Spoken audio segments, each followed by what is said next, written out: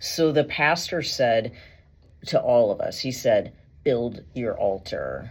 Build your altars, people. Start building your altars. So what I said to Sophie is, what does that mean to you, Sophie? And she said, it means sacrifice.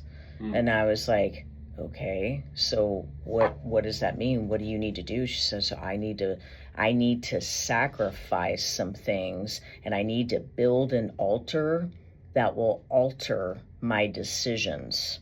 And I was like, okay, that is impressive.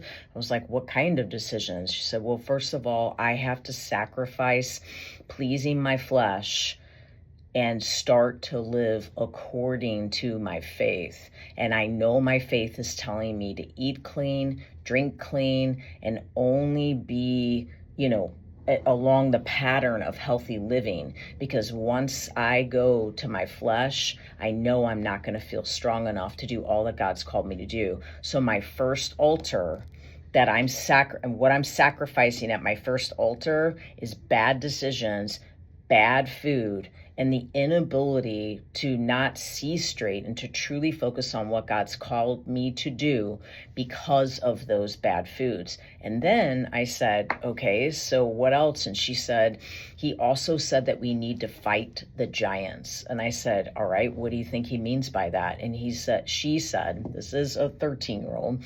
She said, we're going to fight the giants of generational oppression, because my grandfather and his father and my great-grandfather and my cousins and my aunts and my uncles have had food issues, and that they're addicted to food and they're addicted to sugar and they have diabetes and they have heart disease, just because that curse was on all of those generations doesn't mean it has to move forward. So I'm going to fight the giant. This is what my 13-year-old said. I'm going to fight the giant of this generational curse that has been put on my family of disease and oppression, and it stops with me.